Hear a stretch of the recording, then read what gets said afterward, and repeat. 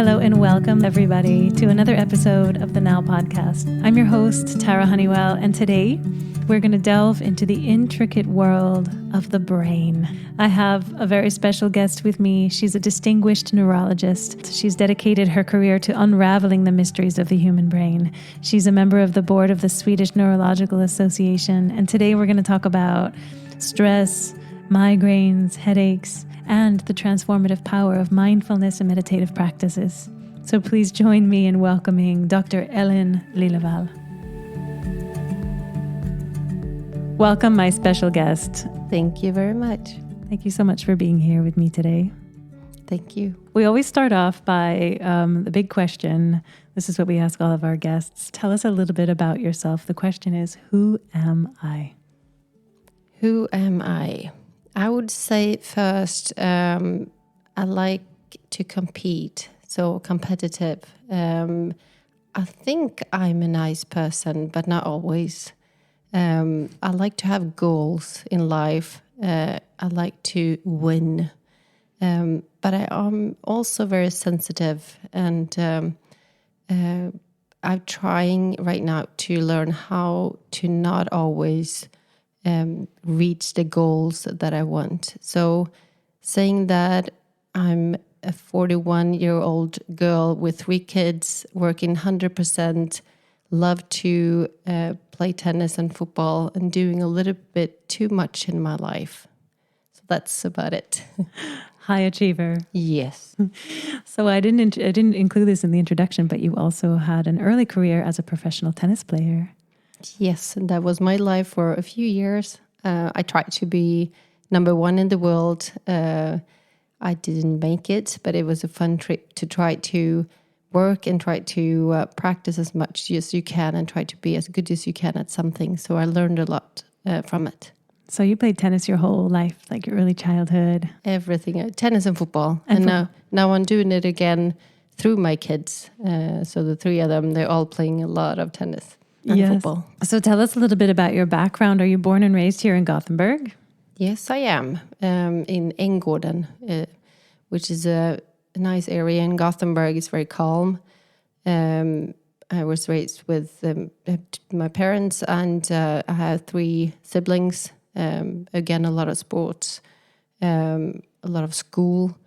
But I had a very good childhood. And you traveled, so your tennis career brought you outside of Sweden? Yes, I've been traveling a lot, both with my parents and my family. When I was younger, we were driving the car everywhere. And then getting older, I played tennis. Every summer I played in Germany, Bundesliga, and I played in Denmark. And then in France, we lived there for 8 months. And then I played in the US for 2 years in scholarship. Where in the US? I was in Salt Lake City. I went to Salt Lake City because of the Olympics. I ended up being 2 years because of an American boyfriend. And I love to ski, so it's an amazing place to go ski. Yes. And then what brought you back to Sweden? Was that time up? When I decided, I didn't really know, because when you're on a scholarship, you can get an education for free. I knew by that I was not going to be number 1 in tennis, so I wanted to become a doctor. So I was actually thinking about staying in Salt Lake or in the US and do that, but then I miss my family, and I really like Sweden, so I moved back. So what was it that inspired you to become a doctor? I think it's many things, actually. I have a father who's a neurologist. I tried for many years not to become a neurologist, but I think the brain is the coolest thing ever. So I couldn't, or I was not able not to go that path. And again, I like to have high goals, and I like to help people.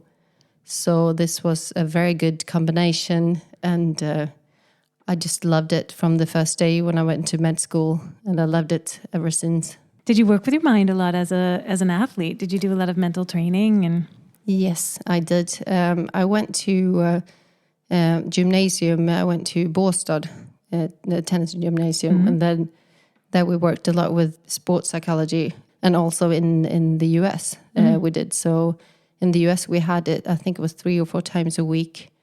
And I think if I haven't become a neurologist, I think maybe that's something I would like to do, because I think it's so interesting how much you can affect your brain just before the game, and small things that you can do during the matches just to be able to win instead of losing. And that's very interesting, because that I'm trying to teach my kids.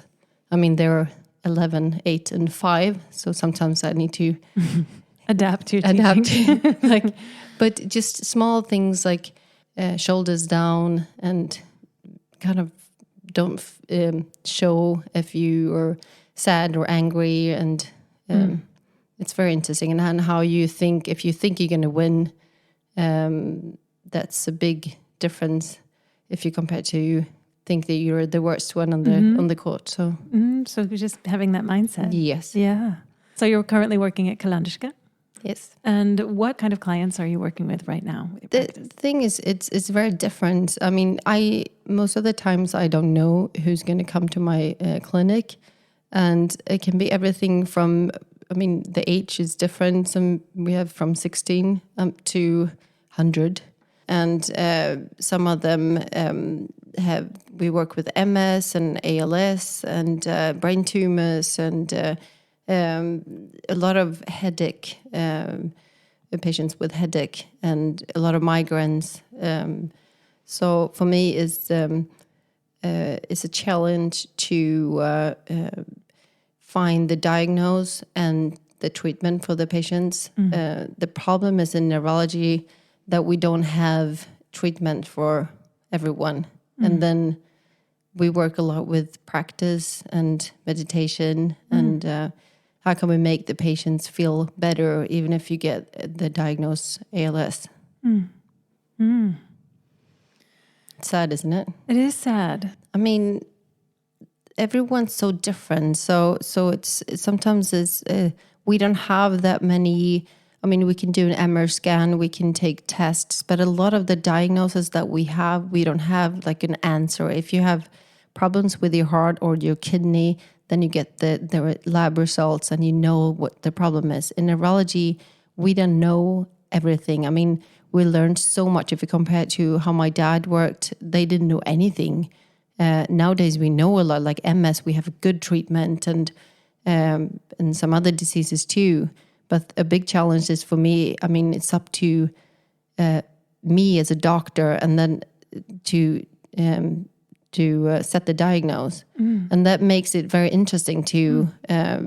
But it's sometimes it's difficult. Like you can have a patient, you see something's wrong, but you have no clue at all where to start. What can this be? Is it in your brain? Is it in your nerve system outside the brain, or what's the problem? Or is it just that someone's stressed or have something going on in life? Or it can be so many different things. And sometimes I have patients coming into me in a wheelchair and they can't walk and haven't been able to walk for years. And I do whatever I can do with an MR scan, and I do lumbar punctions and take tests and do everything. And sometimes we don't find anything that's wrong.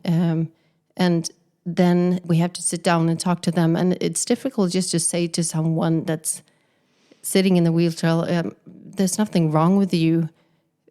Like, what are you doing? You need to be able to walk, but why not? And to say that to someone in a good way, so you don't make them feel hopeless. Yes. So that's a big challenge, but it's also very interesting how I have had patients who, after a few meetings with me, they can actually walk. It's so cool. And what is that? Are you sending them away with practice? Like, we can't find anything wrong with you, but what do you have them do? We talk a lot about the brain. We talk about, because I think the brain is amazing. It can send out signals and give you symptoms that you shouldn't have. We don't find anything that's wrong. We don't find a brain tumor. We don't find MS. It's your brain telling you that you can't move your leg.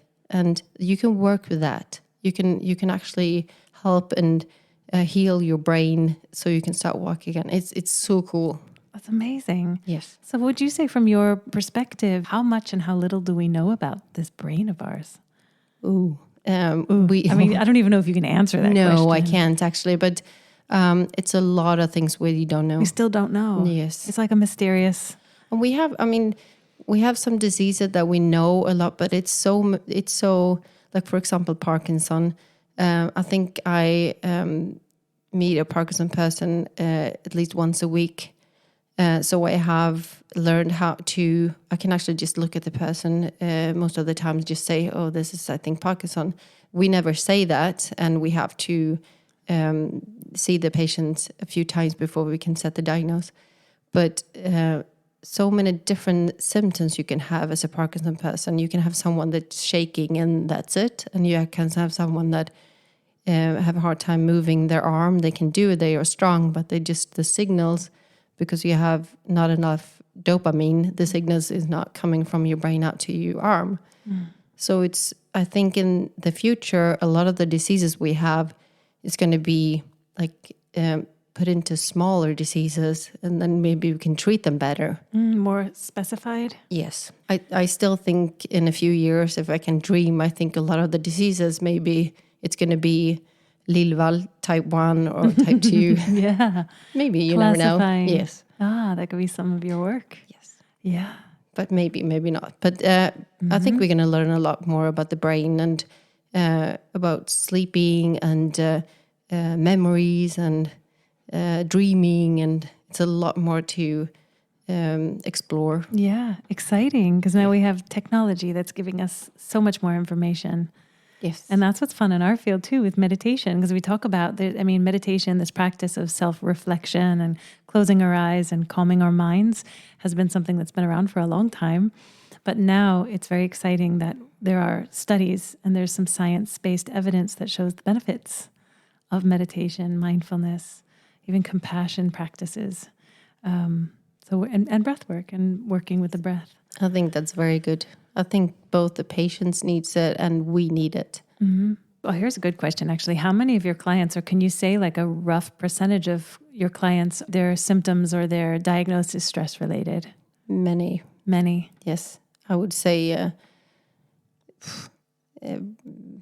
maybe I can find some kind of disease in 1 out of 5. So 4 out of 5. 4 out of 5, it's stressed, and a lot of tingling in your arms and legs, and headache. And again, most of the times we do a full examination, and then I sit down with them and say, like, I can't find anything that's wrong with you. And I think this will be better if you just have the right mindset and take care of your body. And a lot of patients get better. Slow down. Yes. Maybe do a little less. Maybe I should do that too. It's hard in this life, right? We're doers. We're not beers. We're so good at doing. And we often pile on more than we need to. Yes. And I think I do believe that stress is good for your brain and your body. I think so. But you need time to recover. And that's what you can do here. And I think that's amazing. Right. You need to relax. You need to find the way of getting energy instead of just losing. So that's where we talk about parasympathetic and sympathetic nervous system. Yes. Right? It's actually that it's a lot of studies going on, and we're learning more and more about it. And we see that because before you said it's more sympatiska. Yeah, sympathetic. It's more when you're afraid or something going on, like, and then parasympatiska. Parasympathetic. Yeah. It's more the relaxing part of it. But now we see actually both of them are affected when you're afraid or so it's actually not... it's not black and white. No, it's not black and white. But we're learning a lot more about it. And it's about breathing and heart beating and everything actually in your system is connected to it. The whole physiology of it. Yes. That fight, flight, freeze, that survival mechanism. And then that rest and digest, which is what we are working with when we meditate and calm down and de-stress with meditation and breath work. So you experienced breath work with me. Yes. Do you remember that experience? You came and Yes. joined me you were so brave. You joined me for a 3-hour. I know, but I liked it. And I have to say, I'm a little bit skeptical from the beginning, like being a person who likes facts and I want to know why I'm doing things. So coming here, Tara was inviting me. I was, what am I doing here? But I wanted to see, and I was interested, and I went through a hard time 3 years ago. Yeah, it goes by fast. I got breast cancer, and it was an experience that I hope no one else needs to go through. But in the same time, you have to look at everything in a good way. And I learned how to calm down, how to be in the now instead of just reaching after new goals. And I was rather quickly after going through chemo, back to work, back to the normal life. And I don't think before I was not able to think through what happened. But coming here, doing exercises and the breathing, it took me back to the feeling of being here and now. And I never, now I actually cry more, but before I never cried. And I was actually crying a lot during this. And there was a new experience for me, but it was good. It was good to land and to talk about it. So after that, I've been doing the breath or the breathing exercises more, and not every day, but a few times a week I do it. Yes. So thank you. Thank you for sharing that. I remember it so clearly, and that was such a beautiful moment. So beautiful to share that with you, and I'm so grateful that you trusted me, because I know that skeptical. I don't know why I'm here, but I'm going to trust. I liked it. Oh.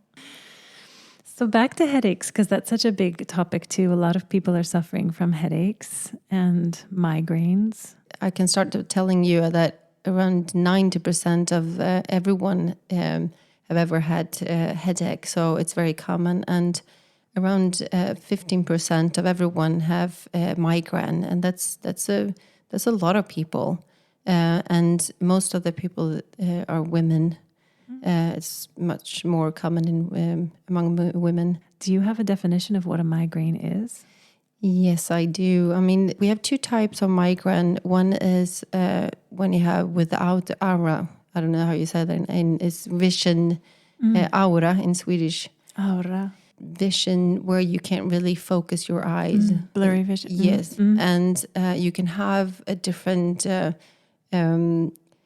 taste in your mouth. You can have tingling in your arms. So different symptoms. The most common one, migraine, is without the aura. And you have to have at least 5 times when you have the headache that reminds of migraine to get the diagnosis. And it's most common, it's on one side, and it's pulsing, and you get like you don't like light, like sensitive to light. Yes. And you want to be in a dark room. You can feel and you want to vomit. Is that? And then you have the one with the aura, and then you just have to have 2 of these 2 times, and then you can get the diagnosis. And you have, most of the times you have it between 24 and 72 hours. And I have a lot of patients with tough migraine where they have it a few times a week, and they have to lay in bed, and they are away from work, and they are feeling like it's affecting their lives. And the thing is, what's very good to know is you can actually get medication for your migraine. So if you think you have migraine, and sometimes it's difficult to know if it's migraine or if it's just what we call in Swedish spänningshuvudvärk. And it's good to talk to a doctor about it, because you can get medication when you have your headache, and you could get something we call prophylactic behandling. It's when you get it, you have medication every day. And then you can also get Botox and a new medication that's called CGRP-antikroppar. So there is a lot of medication you can have or get. If that's the diagnosis, if that's what's happening. It sounds like the vagus nerve. Does it have to do with the vagus nerve? It does a little bit. Mostly it's trigeminus in your face. That's what we think. We don't know exactly what migraine is. We still think it's affecting the veins in your brain. But also they found a new receptor that's called the CGRP receptor. So that's a new kind of medication that's actually blocking this. Because they have seen when you have the migraine, you get more of these CGRP-antikroppar, and that's the newest thing what's going on. So you can actually see that it's a little bit like epilepsianfall when you get this. And you get very tired afterwards. So it's not good. But we do MR scans on a lot of our patients with migraine, and I would say 95-99% of them have a normal MR scan. So your brain doesn't get affected afterwards when you have a migraine. Okay, so it's not dangerous. No, it's not dangerous. You feel like you're dying, and you but you're not. Feel like something worse is happening. You're like, yeah. Is this something that maybe a mindfulness or meditation practice can help with? For sure. Stress related. I think so, a lot. And I'm telling my patients about you, and I tell them how to breathe, how to try not to be too stressful. And I also think that exercising is the best medication we can have, and eat right. I think more about everything around to work with that. Lifestyle is so important. Exercise, good diet, drink lots of water. Yes. Sleep. Yes. Meditate. Yes. True. And if necessary, medicate. Yes. I think it's good to know that if you have a lot of headache, and especially headache, or if you have different symptoms, it's you can first you go to your vårdcentral, and then you can actually talk to a neurologist, and there's help you can get. You don't have to have headache every day. So seek help, because there is help for you. Going back to that then, and living from that place of the now, because this is the thing. It's so fascinating, and this is what I share, is the breath is so easy to access when we can sort of get lost in the world and lost in stress and thoughts. I love to introduce just a very simple breathing practice when we slow down the breath, which we can do anywhere we go. Just excuse yourself for a moment, just slow down the breath. And that turns around that sympathetic stress response. It turns it into that parasympathetic rest and digest. Because the amygdala senses, oh, I'm not in danger. I'm not being attacked and eaten. Am I correct? Is this she's smiling at me? Yeah, but you're correct. I'm not a neurologist. No, but you're good, Tara. It's correct. Yeah, because it's all about this amygdala, right? Yes. So you can say amygdala attack, because the amygdala is the part of the brain that senses danger and says, I'm going to be eaten by an animal, or my child is triggering my amygdala in whatever way, making me sign into Minecraft or Pokemon, and I don't know the password, and I have to go. I have to make all these modern day amygdala attacks. But if we can just calm down the breath and remind ourselves, in this moment, I'm not going to be eaten. I don't need to access my superpower of the stress response. I can calm down and proceed. So giving a little space in that reaction. And that's what I always share as a practice, is first noticing when that trigger is happening, which is really tricky. Yeah. But is this sounding okay from your neurological perspective? Yes. And I found it very interesting. I think we're going to learn more and more. Back to your first question, one of your first questions, we're going to learn so much more about this. We don't know a lot about that part of the brain, to be honest. The amygdala. Yes, we don't. So we're going to learn a lot about it. And I think if we are going to use breathing and meditation much more than we do nowadays, I think it's going to be a bigger part of a normal lifestyle. Yes. Right, because it's something that's becoming more and more accepted. It's something that everyone can do and everyone can benefit from. Yes.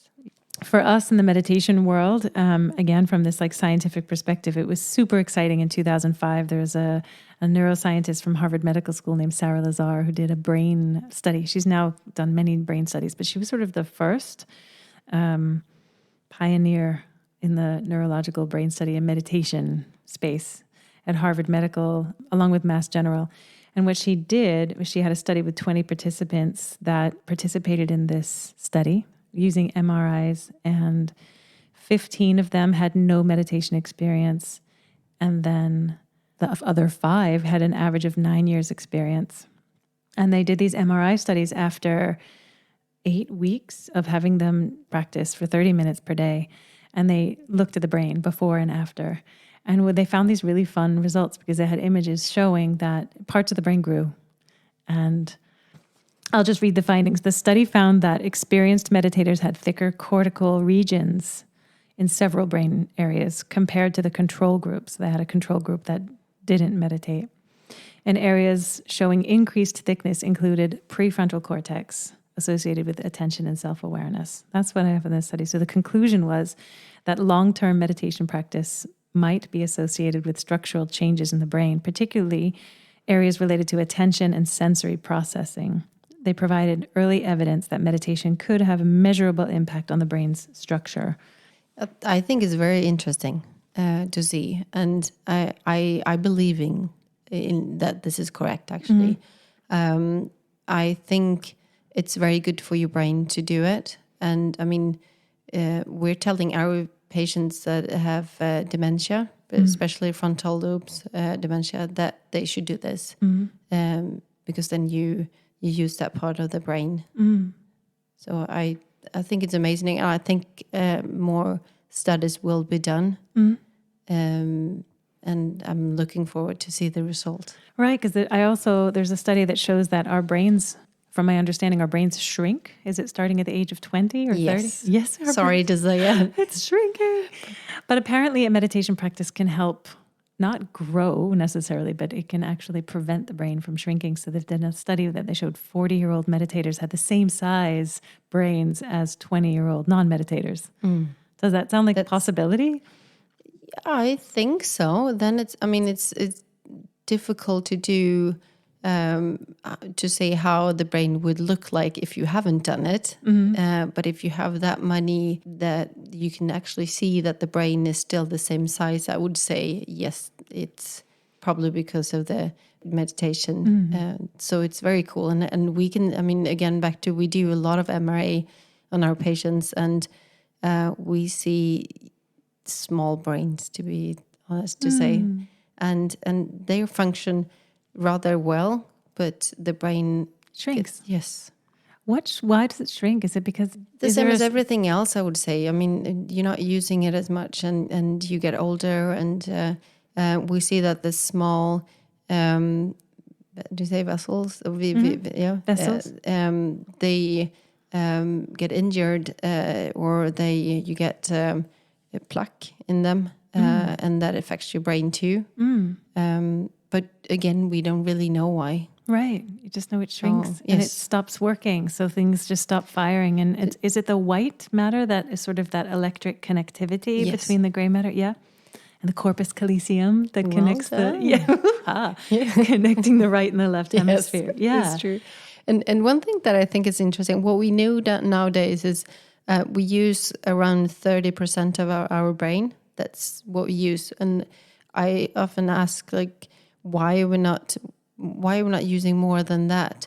So I can have patients that have tumors big as a handball, and they're not affected at all because it's on a place in the brain that we don't use that much. And I can have a patient who have just a small stroke in the wrong area, and they can be totally affected, and they can't move the right side of the body, for example.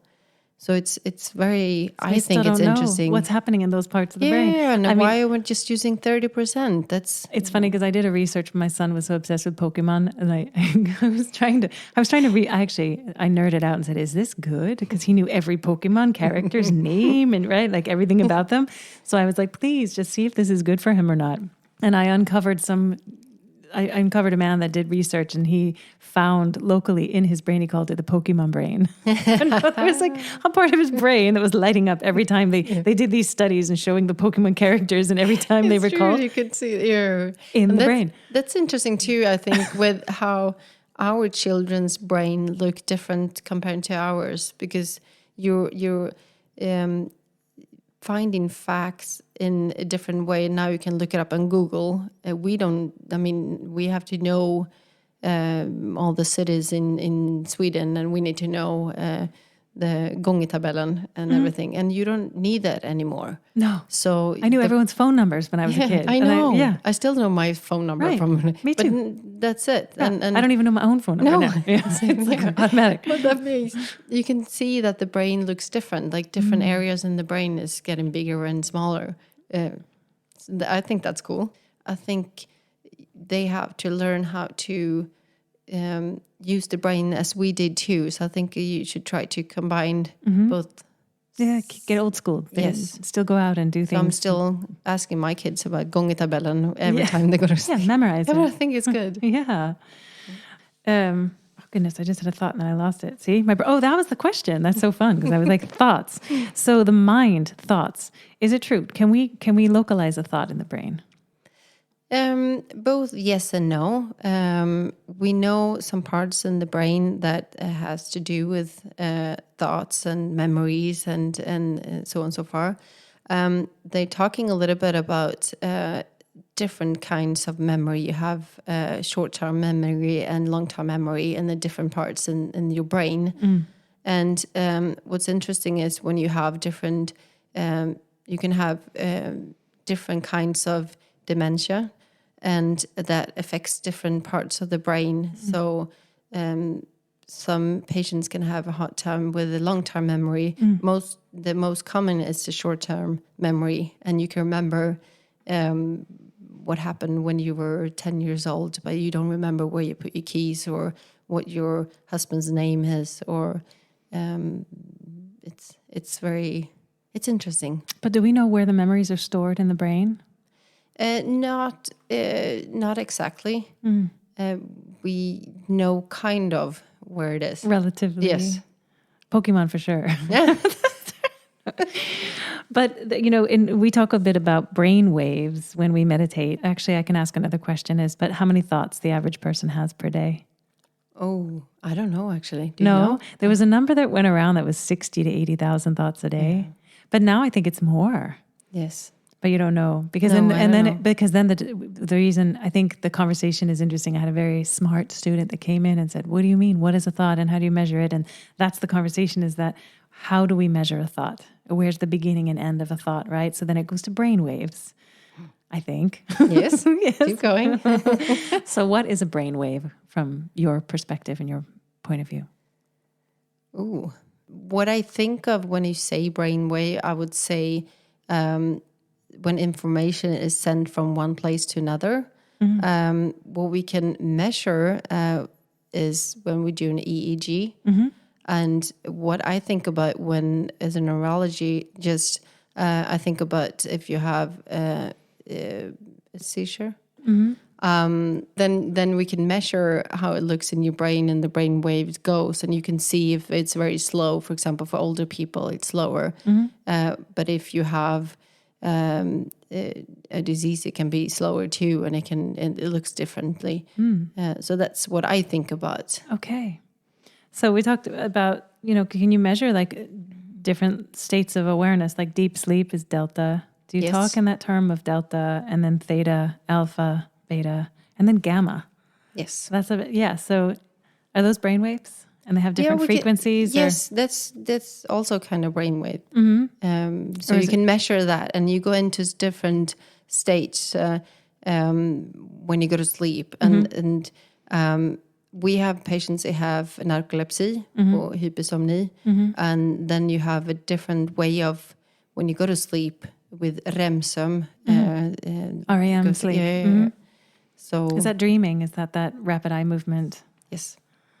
So we can measure that too. And then you use the EEG too to measure that. And that's another, we're again learning more and more about sleeping and how we can affect that and how important it is to sleep well. Right, how much we need. And Yes. But it's not, this is what I always say, and this is a big one with us with meditation. It's sometimes we don't get enough sleep. And if I'm going to meditate in the morning, that means I have to wake up 15 minutes earlier. So how much of my sleep can I dig into to meditate? And the mind wants to justify and that's difficult to know because we're so different. Some people need 5 hours. I need 8 at least. And isn't it about quality rather than quantity? Yes. Yeah. And again, how deep you get, how much REM-sömn and so on and so far. So yes. So what I always try to say is just if you're waking up, if your alarm goes off and you're hitting the snooze button, that's not quality sleep. So if that's happening, just get up and meditate because then you're going to be able to go and have a restorative meditation and start your day with a calm mind. I would say so too. I love that because we use the metaphor with the mind being like a supercomputer. We have a lot of IT people that come here, and that's sort of the language I use to connect because we say meditation is sometimes like unplugging the supercomputer or hitting the reset button. We have all those programs running and all that coding going on, and things don't work well if too many things are running. So just unplug it and then just start over, and then things work better. So yes, yeah, but it's a good one because sometimes I found it difficult to talk to my patients about how the brain works and in the right.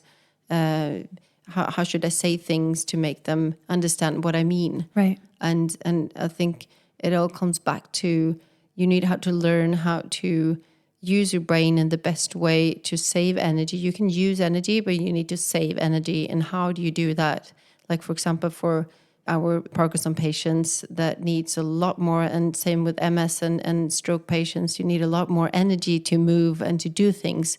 As a healthy person, you don't have to think about how you move your arms and legs or breathing or whatever. But if you're sick, you need to think about all this, and that makes you very tired. And then you need to find times where you can just sit down and get back, like you said, unplug. Recharge, and do it again and just relax and capture the moment and get energy to be able to go back again. And have a good relationship with your stress, because then when we start to calm down and we live from a connected place, which you shared with the breath work, when we come back and we can just come to the now, maybe we're not going to react so much, or we're going to make wiser decisions and make those shifts in our lifestyle that we need to stay well. Yes.